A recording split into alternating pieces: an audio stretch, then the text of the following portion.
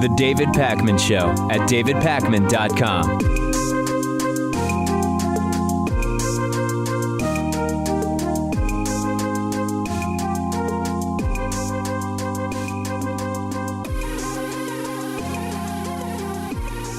If you are registered to vote in the United States, your personal information has almost definitely just been leaked. It was reported yesterday that the personal data of 198 million American voters has been compromised.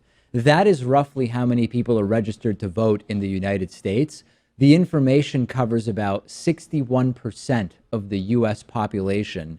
This is almost every voter, and this was the largest known leak of voter records in history. But hold on a second, that Hillary Clinton email server something should be more relevant than a Republican data analytics firm called Deep Root Analytics leaking this information. And leak may not even be the right word here, because basically they were storing all this data, this Republican analytics firm. They were storing all this data of everyone's voter information on an unsecured server.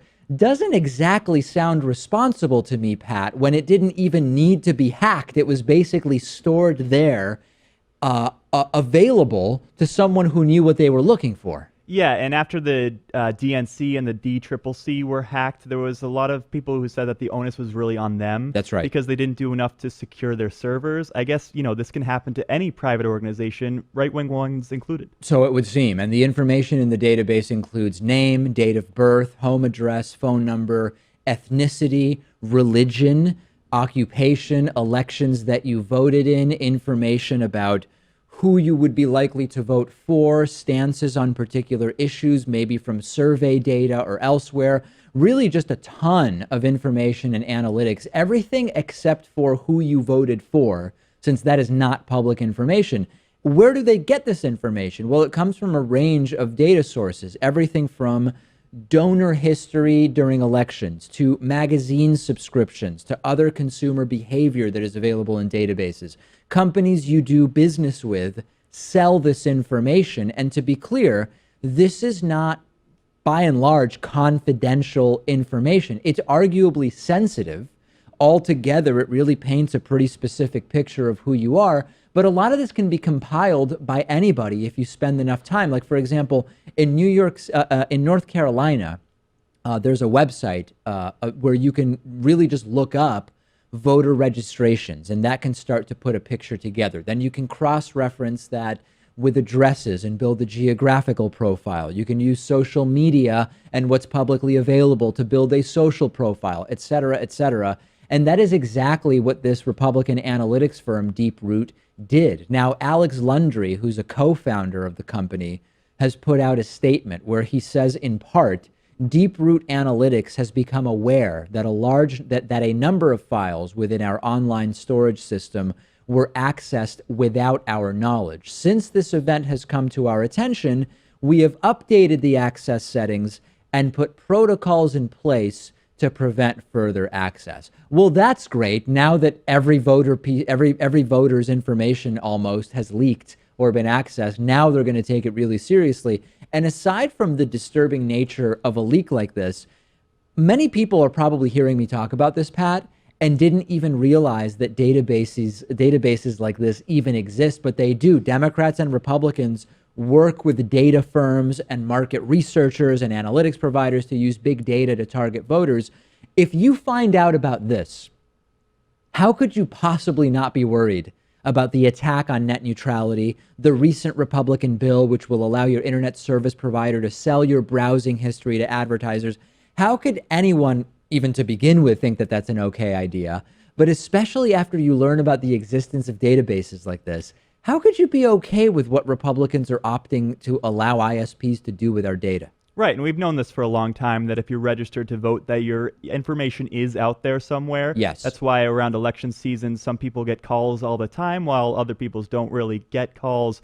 But I think this would be a gold mine for, say, private investigators or advertisers looking to appeal to a specific audience. No doubt about it. This is exactly the type of database that can be used not only for political targeting, but it can also be used for manipulative techniques to sell products or to influence public opinion. And we've talked about the many ways in which big data can be used to those ends. And this should make us significantly more concerned about all of what we're seeing regarding internet privacy and internet freedom, and particularly that Republican law now allowing your ISP to sell your browsing history to advertisers. Disaster, absolute and total disaster. Okay, I told you last week, earlier this week, that coinciding with Dennis Rodman's latest visit to North Korea, we also saw the release of Otto Warmbier. Otto Warmbier is an American student who was arrested in North Korea for allegedly stealing a poster, a propaganda poster from a North Korean hotel. The North Korean government agreed to release him basically within hours of Dennis Rodman's arrival for his latest trip to North Korea.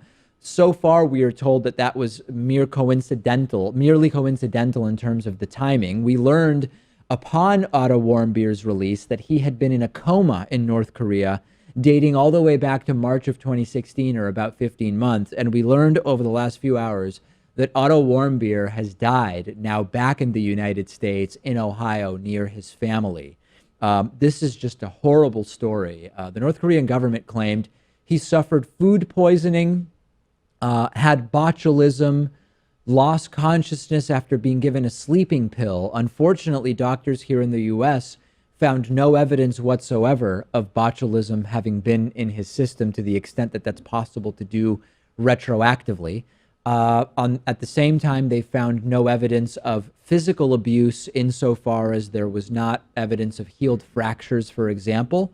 You wouldn't necessarily be able to find evidence of all kinds of physical abuse at this point, but again, unclear. And now, indeed, he has passed away here in the United States, and this more or less confirms the horrible reality of what we assumed North Korea was doing, which was the Dennis Rodman thing aside, the timing of that aside. They basically realized that this was someone that was quickly deteriorating, and they did not want him dying on North Korean soil. It really is a tragedy, and rare credit to Donald Trump here for showing some reserve in responding to this. Yeah, I guess. Because he said, it's great that Otto was able to go home to his family for his final days, and, we'll find a way to handle North Korea. Really, no president has been able to do that, especially because they have nuclear weapons in striking distance to Seoul, but it's just the latest chapter. Although, yes, Trump did seem to show some degree of restraint, but at the same time, he also slammed Obama, saying, hey, Otto Warmbier has been in North Korea since Barack Obama was president, and he didn't do enough to get him out, blah, blah, blah. Of course, this ignores the fact that there are other Americans still in North Korea who have been there for a while.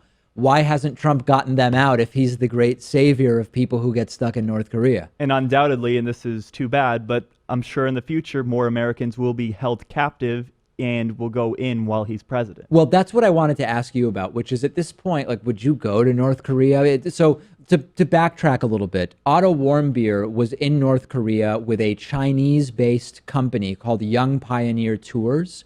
That company, as a result of this incident, has announced they will no longer take American visitors to North Korea. I guess Chinese visitors to North Korea are not as at risk of this type of propagandistic detainment as Americans are.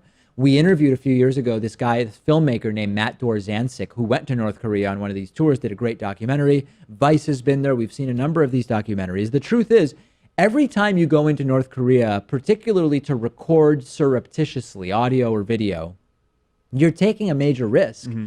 And Americans are at risk. We have other instances of Americans, more high-profile incidents like these that have taken place. Would you go to North Korea? I would only go to the joint security area, which is that room along the 38th parallel that's shared by both the North and South Koreans. But you'd enter from the South. I would enter from the South. I think you can go to the north side of the room, but that would be about it for me. Yeah. So basically your answer is no. Yeah.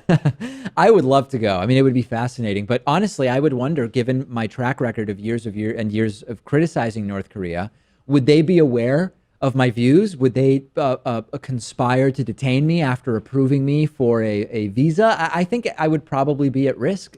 I mean, most of the people there wouldn't be able to look up the videos on the internet. No. But I'm sure presumably Kim Jong-un would be able to. Right. Yeah, I think I probably wouldn't go, although I would love to, and I think it would be endlessly fascinating. I think for my own safety, it would be a bad idea to go. And same question kind of comes up given my long track record of comments about Russia. Like, would it even be safe to go to Russia? I would certainly be what's considered a political dissident there. We know how they treat them. Would I end up accidentally stabbing myself in the back 10 times or something like that? Who knows? Last week, we did this story about Megyn Kelly, former Fox News reporter Megyn Kelly, choosing on her second episode of her new NBC News network show, choosing to interview conspiracy theorist Alex Jones. And I said very clearly last week, I have no problem with people interviewing Alex Jones. I don't believe in no platforming him. However, given all the hubbub and the big deal that was made about Megyn Kelly, the great Megyn Kelly, leaving Fox News, and she's going to have this tremendous show. She gets an interview with Vladimir Putin, and it's all extraordinary and fantastic. And then episode 2 of the show, she interviews Alex Jones. So I said I just thought he wasn't worthy of the platform. Now, we did a non-scientific poll at davidpakman.com. I am not presenting this as a perfectly sampled scientific poll of all Americans. It's merely a representative view of people in our audience who chose to vote, saying, what's your opinion of Megyn Kelly's decision to interview Alex Jones on her new network show? 49% of our audience agrees with Megyn Kelly's decision to interview Alex Jones. Interesting. 46% of our audience disagrees with the decision, some of whom because they believe Alex Jones just isn't notable enough for that platform. Some people in our audience saying they don't agree with Megyn Kelly's decision to interview Alex Jones because he is offensive. Now, what I think is the most relevant thing we learned about this interview is that in the end, people weren't that interested in it because it got shockingly low ratings. I ended up not watching it at all. I had other things to do and it wasn't important enough for me to turn it on and watch it. I've not watched it after the fact. So that actually is the most interesting thing, which was the news of the interview generated controversy, and Alex Jones leaking his recorded phone calls with Megyn Kelly during the pre-production process got some attention. But in the end, the ratings for this interview were low. And I think that in a sense, I am vindicated in that he's just not worthy of the platform and people didn't really care. Or I wonder if people were protesting because they disagreed with Megyn Kelly's choice to interview him. I mean, I think it was totally fine. I think he is relevant at this point because, I mean, his YouTube channel has over 1 billion views. He has a big talk radio audience as well. And while he says offensive things, it's not as if he's doing the offensive actions himself. Like, you know, he denies the Sandy Hook shooting, right? But he's not the Sandy Hook shooter. Okay, well, wow. I mean, if we've ever found a silver lining that requires more of a reach, it's, hey, Alex Jones didn't do Sandy Hook. I guess you're right. I mean, that's true. He didn't do Sandy Hook, and that would definitely be different. I like that approach, but it wasn't notable enough for you to watch it, right? No, I haven't seen it. Yeah, so you support I haven't this. seen the Vladimir Putin interview either. Okay, that's fair. Yeah. Anyway, so our audience roughly split, although for different reasons, between people who believe it was a good idea and people who believe it was not. Our new poll at davidpakman.com, I encourage you to vote now. Will Donald Trump fire Assistant Attorney General Rod Rosenstein? That is the current poll question at davidpakman.com. You can vote there. Send me your thoughts about it. I'm on Twitter at dpakman, and of course, you can follow the show on Twitter at David Pakman Show. The David Pakman Show at davidpakman.com.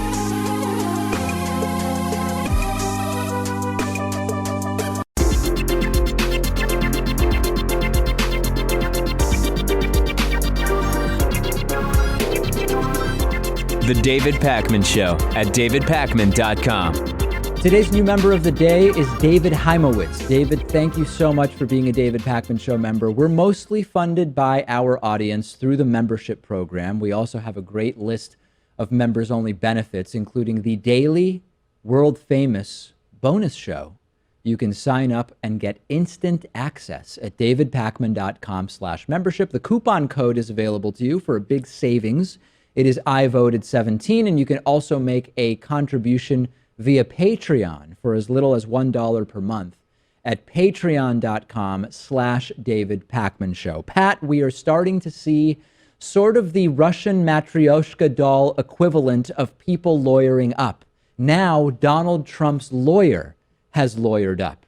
The investigation into Donald Trump and Russia is clearly getting closer and closer to more and more Donald Trump associates. Previously, I told you that Donald Trump personally lawyered up, at the recommendation of his lawyer, Michael Cohen. So Michael Cohen went to Donald Trump and said, you should get a lawyer specifically for the Russia stuff.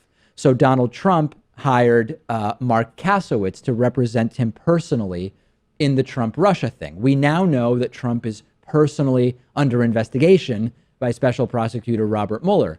Now, Donald Trump's lawyer, Michael Cohen, has lawyered up himself. And recall that Michael Cohen plays in the entire Russian blackmail dossier. Michael Cohen is one of the people supposedly involved in hand-delivering that plan related to the easing of Russian sanctions involving disgraced former National Security Advisor Michael Flynn.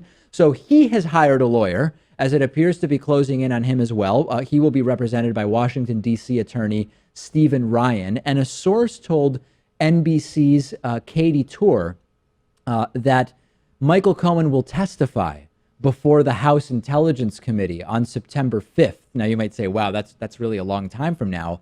Apparently, the testimony was delayed due to, quote, scheduling and logistics. But it is not just Michael Cohen who is lawyering up. Vice President Mike Pence is also lawyering up.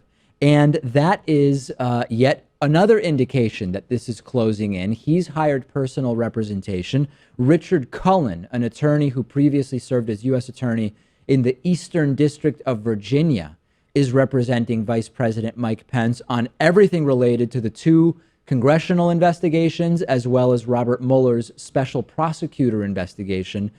This is not good. Everybody seems to have to lawyer up at this point. Well, first off, it would make sense that Michael Cohen would want to lawyer up because he's been Donald Trump's personal lawyer for 10 years now. Yeah. It's not like he's just signed on since the Russia probes began. Sure. And if you look at the Christopher Steele dossier, that dossier alleges that he met with Russian agents in Prague Sure. to discuss a potential cover-up of the hacks. Yeah, so he's heavily involved, and of course, he denied having ever gone to Prague. But he said he never walked the land in Prague, which is a very lawyerly type answer. Yeah, when we looked at the letter of that, he said he never walked the land of Prague, which means, hey, if he was in an airport without having cleared customs, for example, was he technically walking the land in Prague? Not really. That's just one hypothetical, right? But what's the silver lining here? I'm now doing the Pat Ford thing where I'm trying to find silver linings. Trump is finally creating work because there's a bunch of lawyers now that are doing really well representing different people associated with Trump with relation to the Trump-Russia situation. Trump's lawyer has a lawyer. It's lawyers all the way down. Yeah. A reference to the unmoved mover paradox. Look that up. It's interesting. It's turtles all the way down is the phrase as it originally is. But I think a better analogy, Pat, if you'll allow me, is since we're dealing with Russia, these are those Russian matryoshka dolls, successively smaller and smaller dolls nested within each other. It's successive representation by lawyers nested within each other is what we're seeing here. I like that. And then my comparison would be to House of Cards, because it would make sense that Mike Pence would want to lawyer up as well, because if Trump was to be impeached, then he would have to keep his own name clear to assume the presidency. That's what I'm most interested in, which is Mike Pence's involvement. What did he know and when? He was, after all, the head of the transition team. He ignored multiple warnings about Michael Flynn. He generally lies a lot, like most of the people associated with Donald Trump. I wouldn't be shocked if Mike Pence turns his back on Trump, if it all starts closing in on him. I have no idea what was going on. I was brought in as a running mate. They kept me out of the loop. I didn't know what was happening, blah, blah, blah. And by the way, another lawyer, speaking of Russian dolls, Mark Kasowitz has told some White House personnel they don't need to hire their own lawyers.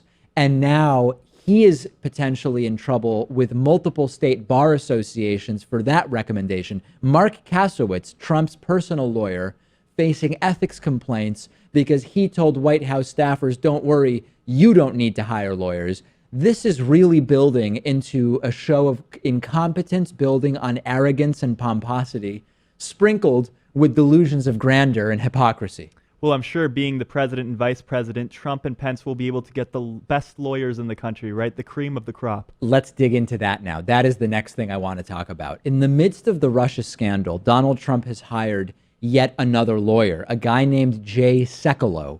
And it was quite an unusual choice. And things with Jay Sekulow are already really not going well. I saw an interview with him and realized who he was.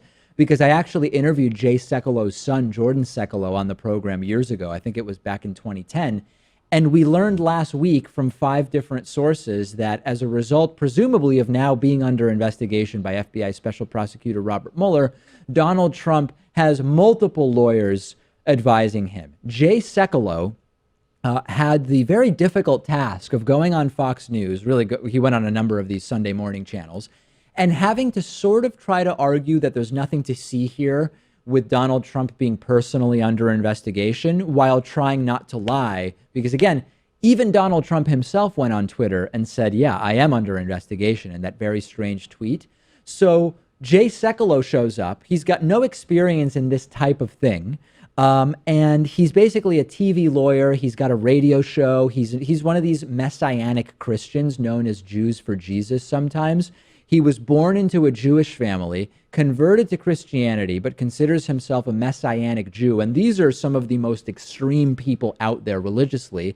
And he's worked from a legal perspective, trying to get legalized death penalty for gays in Africa, something Scott Lively, a pastor here from Massachusetts, has worked on. We're talking about one of the most extreme religious nuts out there in Jay Sekulow. And he was a former Fox News legal pundit, right? What is it with Trump and these Fox News lawyers? He watches TV. Judge Napolitano was on his short list for the Supreme Court. That's right. Trump watches Fox News and goes, oh, that's somebody that I should hire to help me out here. Okay, so let's skip to the meat of this, which is Jay Sekulow gets interviewed on Fox News Sunday by Chris Wallace, and he simultaneously, within seconds, both says that Trump is under investigation and Trump is not under investigation, and it is everything that you would imagine it to be. Take a listen to this. Under investigation now, do you? Well, no one's notified us that he is, so I can't read people's minds, but I can tell you this. We have not been notified that there's an investigation of the President of the United States. And now he's being investigated by the Department of Justice, because the special counsel, under the special counsel regulations, reports still to the Department of Justice, not an independent counsel. So he's being investigated. You said he is being investigated, and it's not Chris, just being. Wait a minute, Jay. And it's not Jay. It's not just being. So I do not appreciate you putting words in my mouth when I've been crystal clear that the president is not and has not been under investigation. I don't think I could be any clearer than that. Well, you don't know that he's not under investigation again, sir. I mean, I cannot read the mind. You're right, Chris. I can't read the mind of the special prosecutor. Okay, so we're in agreement. You don't know whether he's under. You don't know whether he's under investigation. Okay, so he says Trump is not under investigation. Then he says, yeah, he's under investigation by these specific people. And then he says, I've been crystal clear here, Chris. No. He is not under investigation. This is why nobody wants to be Trump's lawyer, because you have to deal with Trump tweeting offhandedly what by mere chance seems to be the truth, which is he is under investigation. And then he has to show up and try to deny that he's under investigation. And it's also obvious why Trump had to resort to a lawyer like Sekulow, because respectable law firm said he might not pay us and he definitely won't listen to us, so we're not taking the case. And really, in that position, Sekulow should have just said, I misspoke. I didn't mean to say that Trump was under investigation. Yeah. That wouldn't have looked too pretty, but it would have been a lot better than this. This is a disaster. This was an absolute disaster. Just say you misspoke. Say you're not commenting right now. Say it's not in the interests of the president to talk about a possible ongoing investigation. Almost anything would be better than in a 15-second span saying both that Trump is not and is under investigation. And personally, I look forward to Jay Sekulow hiring an attorney. That's really what I'm waiting for at this point. Who is he going to get to represent him in this entire thing? Also, credit to Chris Wallace for pushing him back so much. You know? I mean, he is a Fox News guy, of course, but After all, he's actually been given the Russia investigation some ample coverage. Yeah, he is actually somebody that you could at least expect some semblance of serious questions from. Hey, let's talk about our favorite Bush-dwelling press secretary, Sean Spicer. To absolutely no one's surprise, White House Press Secretary Sean Spicer is on his way out as White House Press Secretary. This is being framed as both a promotion for Sean Spicer and as some kind of complex strategic decision, a realignment of roles, blah, blah, blah. This is Spicer being pushed out because he's terrible at his job. And the background is that yesterday we learned that the latest press briefing from the White House, Sean Spicer had already kicked out cameras from some of these press briefings. Yesterday, he also didn't allow audio recording of the press briefing. It's a press briefing used to report about the White House's position on things, very important things, to quote Donald Trump. What's the point if nobody can record audio or video of it? So we knew early in the day yesterday that something wasn't looking good. And now we have learned from White House officials in a statement yesterday that they have, quote, sought input from many people as they look to expand the communications operation as he did in the beginning. Sean Spicer is managing both the communications and press office. He will continue to fill the role of communications director. That is a role that has been empty since the end of May after the person in that role, Mike Dubke, resigned, which is a whole other story. But he will not be doing the press briefings. This is a firing in all but name. You don't move someone out of that role. It is an important position. It is a very visible position. You don't move someone out of that role if they are doing a good job. You find someone else to run the communications department. And the technicality that they're using, Pat, is, hey, you know what? Communications director is technically a higher position than press secretary, which is true. But you don't get rid of your public spokesperson if they're doing a good job.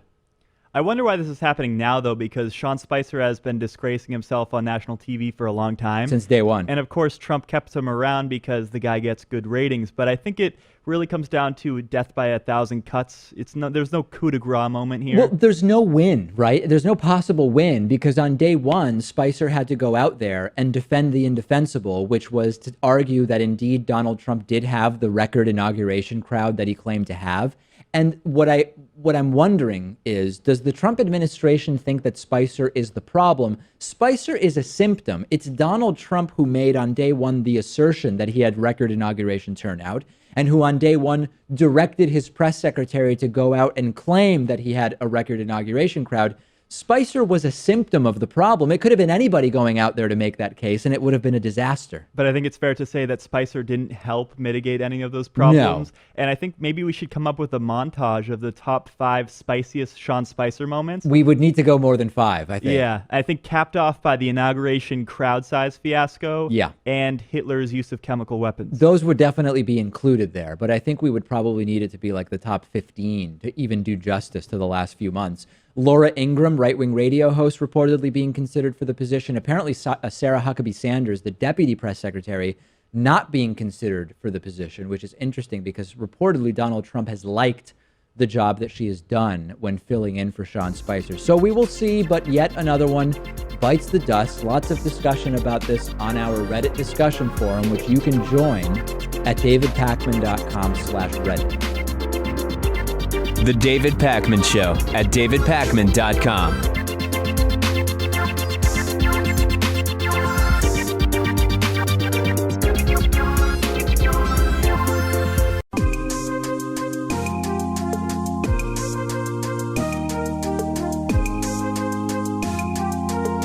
Welcome back to the David Pakman Show.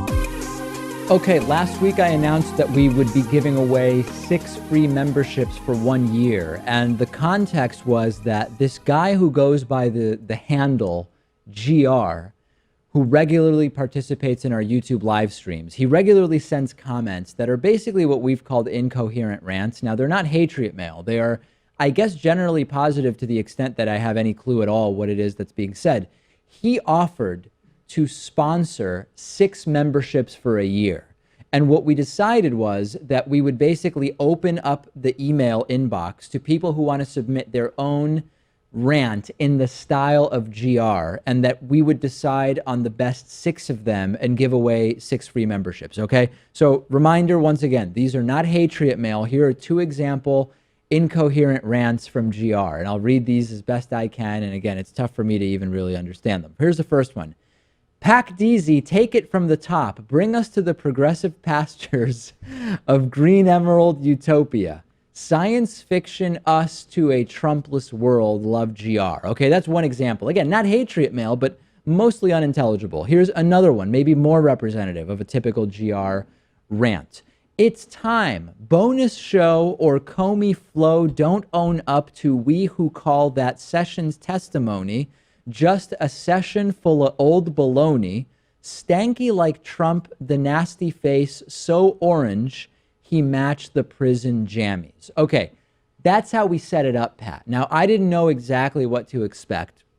We received dozens of submissions from people who decided, I would say probably in the triple digits, like over 100 submissions. And I've narrowed it down to the 6 winners, okay? Now, as always, people will hear this and they'll say, mine was better than one of those. Many factors were taken into consideration. A complex algorithm was used to determine who the winners were in both vocabulary, pacing, length, context, subject matter. All of those things were taken into consideration. So here are the 6 winners who are getting a free David Pakman Show membership courtesy of Incoherent Ranter GR. First and foremost is Roberto Catello, who wrote in saying, Trump is first among buffoons. Spicer's press briefing, a bunch of balloons. Bannon's got less friends than Saturn's got moons. Tired of American politics should be the title of world headlines. Now even the French can ridicule us without feeling guilty, while innocent Saudi go around policing naughty Qatari and Yemen rebels. Luckily enough, TPP is gone, so at last Mexico and Canada can go after each other without pretending we don't exist, because we don't. This was a nice balance between timely political subject matter combined with endless run-on sentences and bizarre sentence structure. That is one of our winners of a free membership. Yeah, I feel like it's when you're in high school and you have to read a poem and really provide some sort of literary analysis, go through with a highlighter and a few pens to really understand the author's intent. A few pens. Would have liked to have been a fly on the wall in Pat's English class, see what's going on in there. Okay, next winner, Christian Joy Villa, who said, The Dream. Wait, no, hold on. We skipped over one there, Pat. Here we go. Christian Joy Villa, The Dream. Pat us down with your gentle vegan voice, your Keurig-filled fanny packs cob Feffy the soul to feeling everlasting Pat sessions we don't recall. Pat, no cheesy, the spice is hidden, so spice up that world in which all existence dreams trump golf forbidden. So this one, a vegan producer Pat themed Incoherent Rant. Very, very good. And that was a good approach, because obviously if you mention me, you're going to win. No doubt about it. Absolutely. Jonathan McGeever is our third winner, who wrote, Patriots mention David's Jewish heritage like they want a star on his chest. He's an honest media man, though. He hasn't drunk the cob Feffy like all the rest.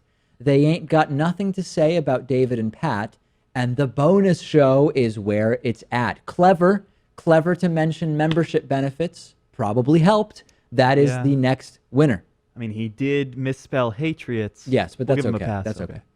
Okay, our next winner is Bernd Seichter, who wrote, Punch up to that who's orange Hitler. Bro, with that sick Comey coherence flow, 'cause he a dum-dum, read can know. Tax return reveal this corrupt to the next cell. Then he feeling that infrared magenta magma in hell like the failing fake news Lion King scar.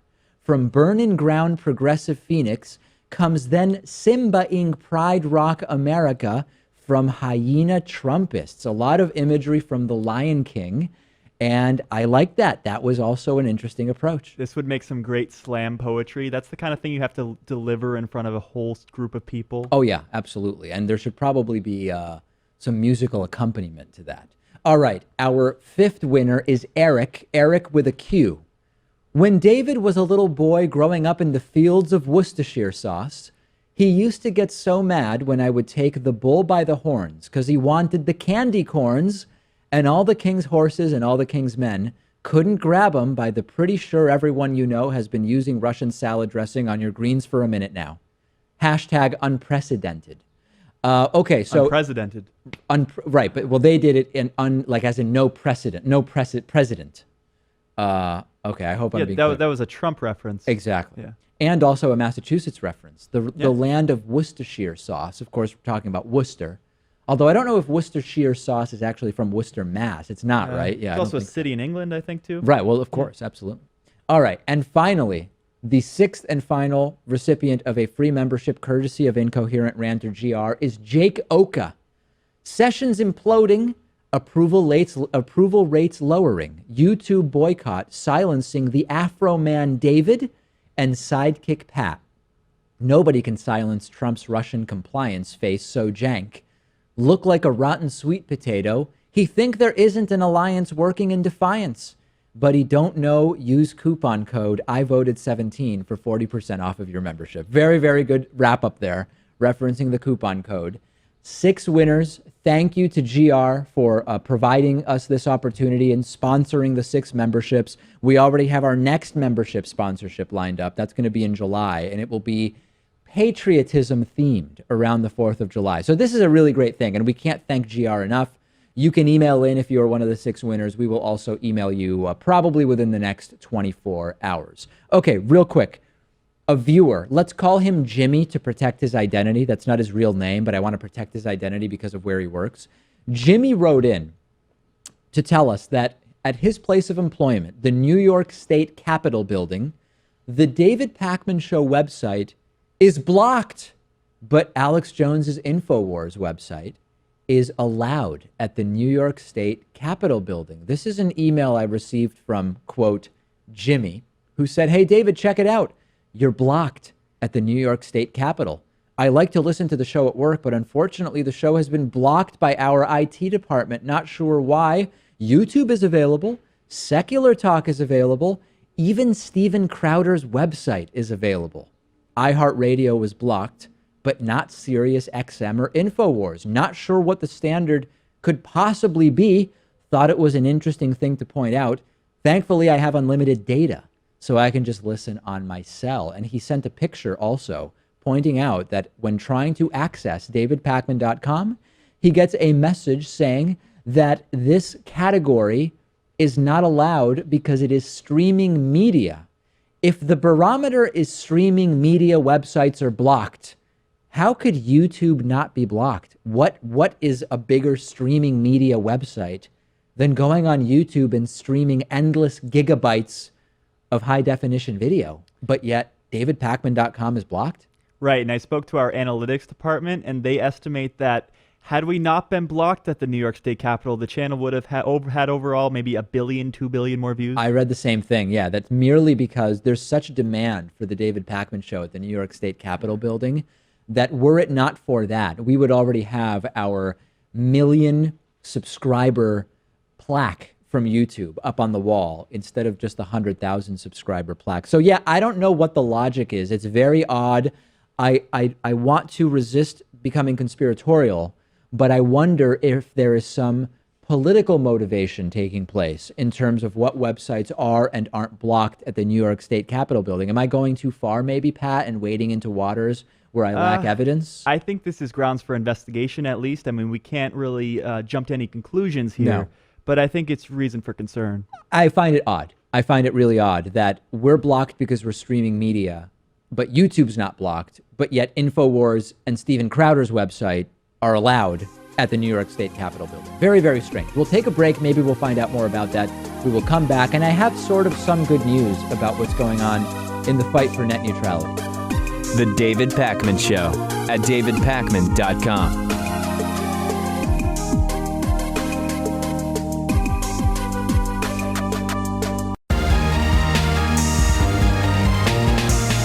The David Pakman Show at davidpakman.com.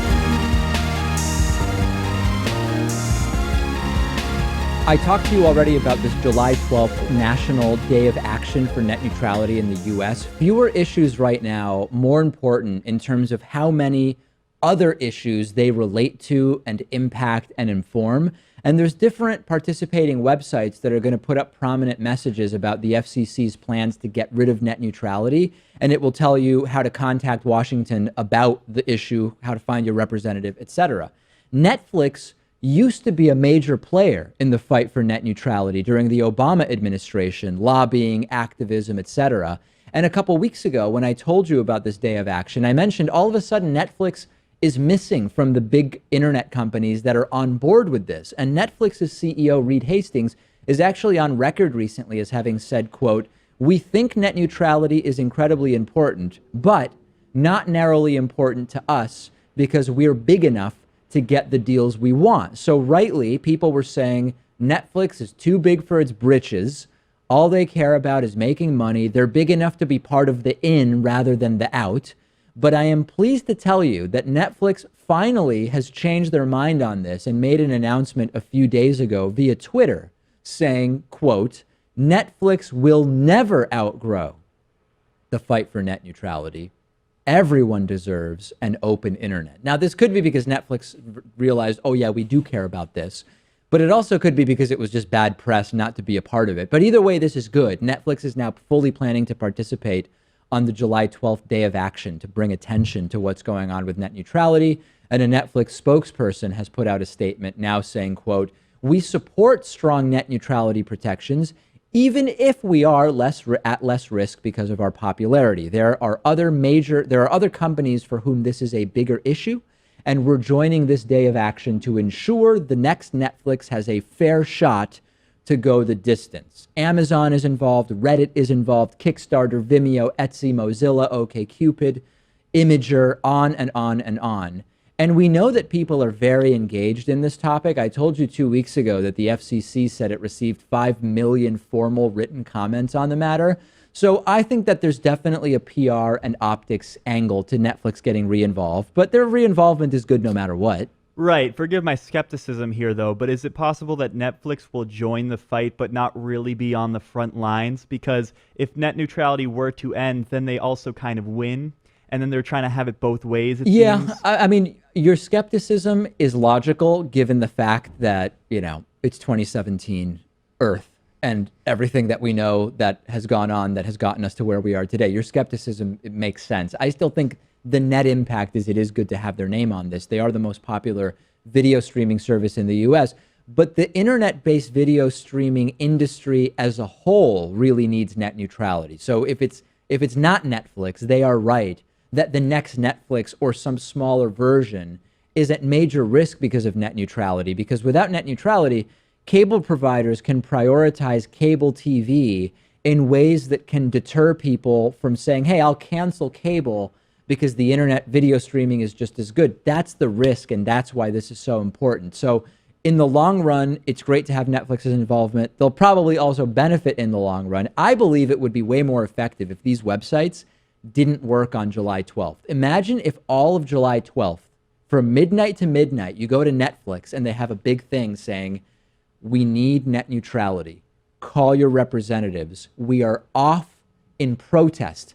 Of course, a website like Amazon, think about how much money they would lose if they were to do something like that. It's sort of never going to happen. But that, I think, is what would be most impactful here. Right. If Netflix was to join into that protest, then people would go without entertainment for a day. Yeah. Maybe if a site like Amazon or Google shut down for a day, whole companies would have to close, and that would have some real financial implications. But maybe that's how you make an impact, right? Maybe it's you say, hey, look at how much money is connected to what we are doing. If all of a sudden you've got to pay $5.99 to be able to stream without buffering or whatever, right? I mean, this is what we're talking about. I can't possibly overstate the importance of this enough. Call your lawmakers. Go to whoismyrepresentative.com. This sort of appears maybe, Pat, to be an issue where calling your lawmakers might make a tiny bit of difference. On a lot of issues, it's like, yeah, it's just not changing. Campaign finance, for example. But on net neutrality, there have actually been some pretty successful public outcries and protests. Let's talk about Cuba. We have the newest developments in Donald Trump's ongoing quest to undo anything good that former President Barack Obama accomplished. You'll remember that 2 years ago, President Obama loosened up the travel and trade restrictions between Cuba and the U.S. because, let's face it, the decades and decades of fighting communism through the Cuban embargo was mostly just punishing average Cubans and potential American tourists and American businesses without really defeating communism through that embargo. And it made no sense to continue, including the fact that it was completely hypocritical for the U.S. to maintain it. So a majority of Americans and about half of Cuban Americans like what President Obama did, but Donald Trump is going to be reversing many of those things, very complex things, as Trump likes to say, that President Obama did. Here's a little bit of video for you. On my recent trip overseas, I said the United States is adopting a principled realism rooted in our values, shared interests, and common sense. I also said countries should take greater responsibility for creating stability in their own regions. It's hard to think of a policy that makes less sense than the prior administration's terrible and misguided deal with the Castro regime. Yeah. I like how Trump says it's hard to think of a worse policy than what Obama did with Cuba.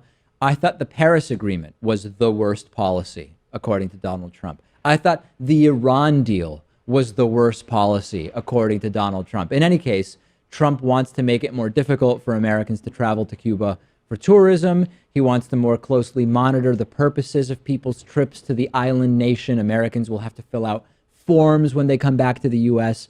explaining what they did, why they did it. Only things like charitable and educational visits will be allowed, and those will be more strictly enforced. And Donald Trump plans to make it illegal for American companies to do business with companies owned by the Cuban government.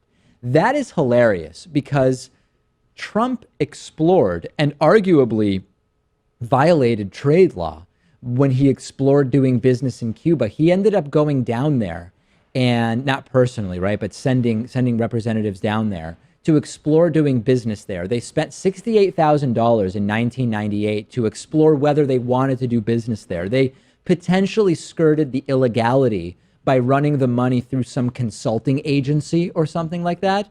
And Trump ultimately decided not to do business in Cuba, not because it would have violated the embargo, but because he decided it wasn't a good business opportunity. So as always with Trump, it's bad policy wrapped in a double standard, served on a plate alongside hypocrisy. Yeah, and on the campaign trail, he was a lot more moderate on this issue. It seems that since he's taken this Marco Rubio style approach, which is that we have to get everything and they have to get nothing to make a deal with them.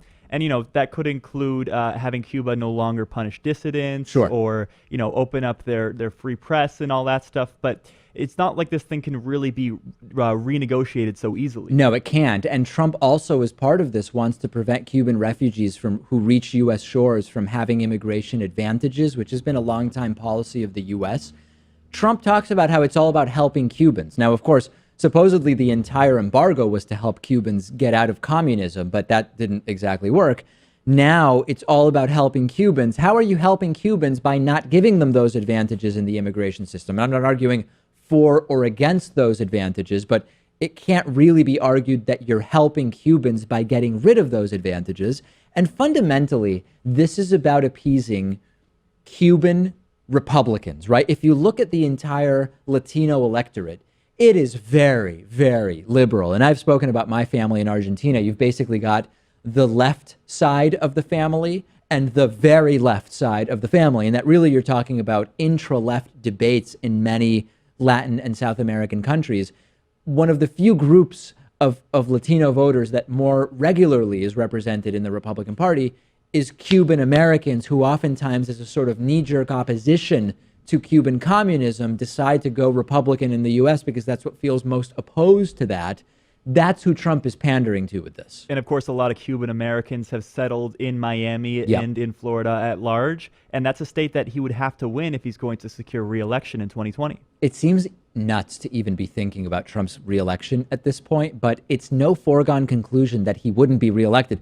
He might be impeached and or resign in shame, or he might end up serving 8 years. I mean, we really just have no idea at this point. And anything in between is obviously possible as well.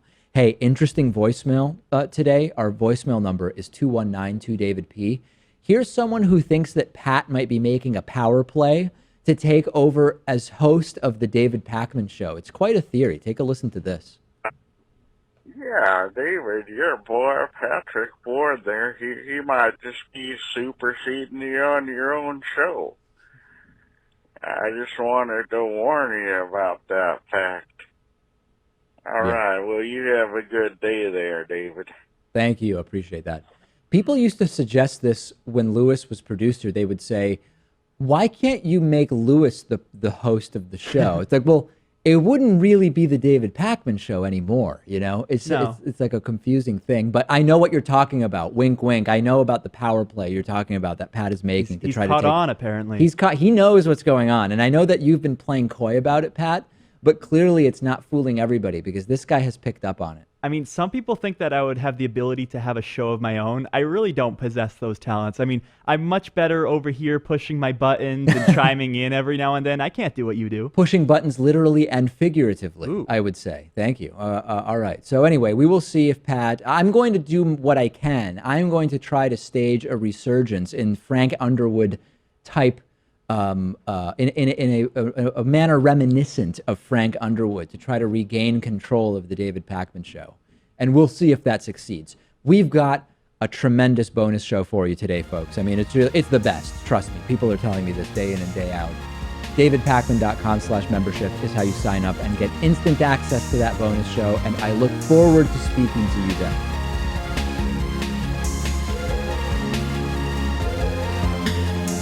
The David Pakman Show at DavidPakman.com.